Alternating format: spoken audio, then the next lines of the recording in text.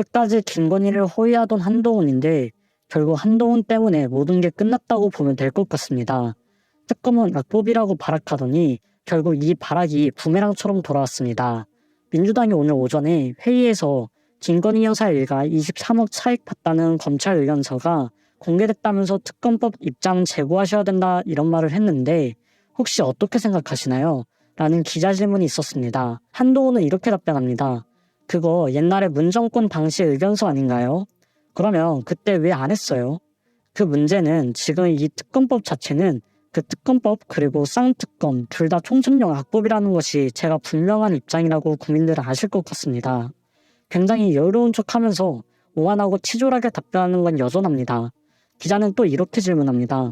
특별감찰반과 제2부속실 설치 이외에 플러스 알파가 더 필요하다는 비대위 내부 목소리에 대해서 어떻게 생각하세요? 한동훈은 이렇게 답변합니다. 우리는 제가 여러 번 말씀드리지만 다양한 의견이 가능한 곳입니다. 그리고 다양한 의견을 잘 듣겠습니다. 그런데 왜 한동훈은 특검을 해야 한다는 70% 넘는 국민들의 의견을 무시하는 건가요? 윤석열의 장모 최은순과 배우자 김건희가 도이치모터스 주가 조작으로 얻은 이익이 무려 23억에 달한다는 사실이 드러났죠. 23억은 도이치모터스 주가 조작 사건을 수사한 검찰이 주장한 금액인데도 한동훈은 김건희 특검법이 악법이라며 거부권을 행사한 것을 정당화하고 있습니다. 윤석열은 이런 말을 한 바 있죠. 특검을 왜 거부합니까? 죄지었으니까 거부하는 것입니다. 진상을 밝히고 조사를 하면 감옥에 가기 때문에 못하는 겁니다. 김건희 특검법은 거부하고 패밀리 이권 카르텔은 철저하게 옹호하면서 그동안 법치를 말하고 이권 카르텔 척결을 말했다는 것은 부끄럽지 않나요? 한동훈도 마찬가지입니다. 정치가 국민을 지키는 도구가 되어야 한다는 자신의 말을 배신하고 스스로 권력을 지키는 도구로 전락했습니다. 이것이야말로 명백한 내로남불이자 위선 아니냐 이겁니다. 김건희와 관련된 증거자료는 끊임없이 나오고 있습니다. 김건희 노트록뿐만 아니라 어제 또 증거자료가 나왔다고 하죠. 공소시효가 살아있는 도이치모터스 주가 조작 2차 시기 시세 조정을 주도한 주포 김아무개 씨의 외장 하드에서 검찰이 김건희 블록딜이라는 이름의 엑셀 파일을 확보한 것으로 확인됐습니다. 김 씨는 도이치모터스 주가 조작으로 1심에서 징역형을 선고받은 인물입니다. 김건희 블록딜 파일의 구체적인 내용은 확인되지 않았지만 주가 조작에 관여한 미등록 투자 자문사 블랙펄인 베스트 직원 컴퓨터에서 김건희 엑셀 파일이 발견됐고요. 주포 김 씨의 외장 하드에서도 김 여사 파일이 발견되면서 김 여사와 주가 조작의 관련성에 대한 의구심도 더 커지게 된 겁니다.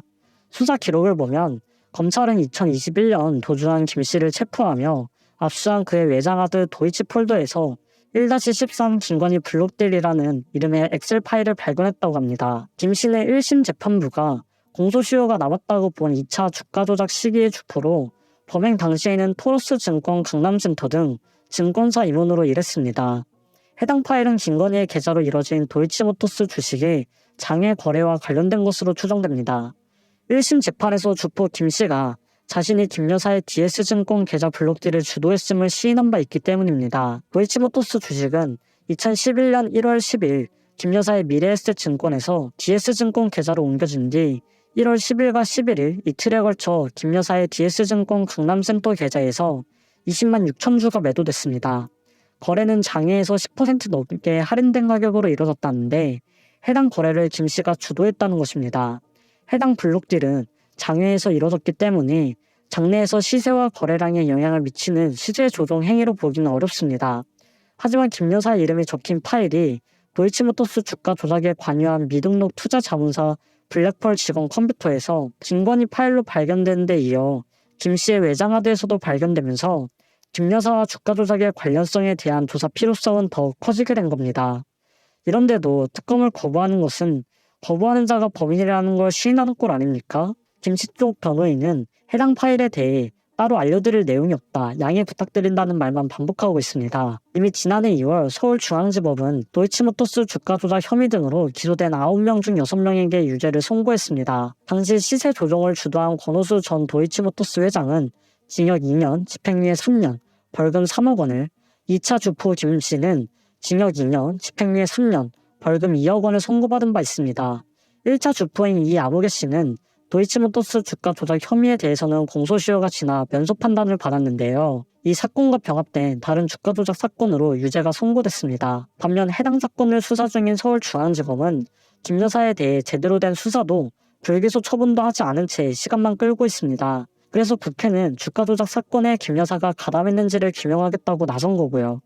김건희 주가 조작 의혹 특검법을 통과시켰지만 윤석열은 거부권을 행사했습니다.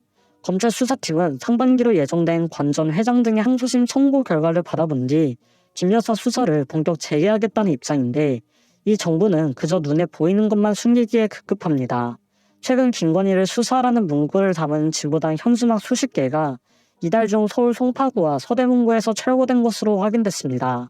구청 쪽은 특정인 비방 문구 등을 금지하는 시 조례를 현수막 철거 근거로 댔는데요. 공인인 대통령 부인에 대한 수사 촉구를 담은 정치적 주장을 구청이 자의적 해석으로 철거해 표현의 자유를 가로막는다는 비판이 나오지 않을 수 없겠죠. 어제 진보당 서대문구 위원회는 서대문구 독립문 앞에서 기자회견을 열고 서대문구청이 지난 10일 김건희를 수사하라는 진보당의 현수막 34개 가운데 20개를 철거했다고 밝혔습니다. 이어 국민 요구를 담은 현수막까지 철거해 용산에 충성 경쟁을 하고 있다고 비판했습니다. 서대문구청이 지난 11일 진보당에 보낸 공문을 보면 구청은 특정인의 실명을 표시해 비방하거나 모욕해서는 안 된다고 정한 5개 광고물 시 조례를 철거 근거로 들었습니다. 관련 상위법 근거로 형법상 명예훼손과 모욕죄 조항도 적었고, 서대문구청 도시경관과 관계자는 김건희를 수사라는 문구는 특정인을 비방하는 내용이고 도시 미관을 해치는 등 많은 민원이 있어 철거하게 됐다고 말했습니다. 진보당의 현수막을 통해 김건희 여사에 대한 특검과 도이치모터스 주가 조작 등 관련 사건 수사를 촉구하는 정치적 주장을 담았다며 정치적 표현의 자유를 침해한다고 주장했습니다. 손솔 진보당 수석 대변인은 공인인 대통령 배우자에 대한 수사 촉구가 어떻게 비방일 수 있느냐고 말했고요. 시 조례는 표현의 자유라는 상위 가치를 침해할 수 없고 조례에 쓰인 비방이나 모욕에 대한 판단은 시시때때로 달라질 수 있을 정도로 불명확하다고 하기도 했습니다. 진보당 현수막은 지난 8일 송파구에서도 같은 이유로 강제 철거됐습니다. 손 대변인은 송파구에 이어 서대문구까지 국민의힘이 자치단체장을 맡은 곳에서 현수막이 계속 철거돼 다른 자치구도 우려된다이라고 했고, 오는 17일 서대문구청에 민원을 내고 송파구청과 서대문구청을 상대로 행정집행 정지 소송을 제기할 계획이라고 합니다. 김선유 변호사 겸 참여연대 공익법센터 운영위원은 권력자인 대통령 부인에 대한 수사 촉구를 이슈화하는 현수막을 지자체가 조례를 자의적으로 해석해 잘못 집행한 사례라며, 진보당의 현수막 내용은 명예훼손이나 모욕에도 해당하지 않는 문구라고 했습니다. 이 정부가 이었습니다. 한동훈 위원장이 아무리 정의를 얘기해도 국민들 눈에 보이는 건 정의와 어긋나는 짓들밖에 없습니다. 이미 가버릴 대로 가버린 사람들입니다. 한동훈 위원장은 자신의 말에 책임지고 김건희 특검법을 수용해도 모자랄 판입니다. 특검을 왜 거부합니까? 죄 지었으니까 거부하는 것입니다. 진상을 밝히고 조사를 하면 감옥에 가기 때문에 못하는 겁니다. 이 말을 그대로 윤석열 본인이 실천해야 할 때가 됐습니다. 생각 없이 계산 없이 말하는 게 얼마나 위험한지 이제는 좀 깨닫고 있습니까?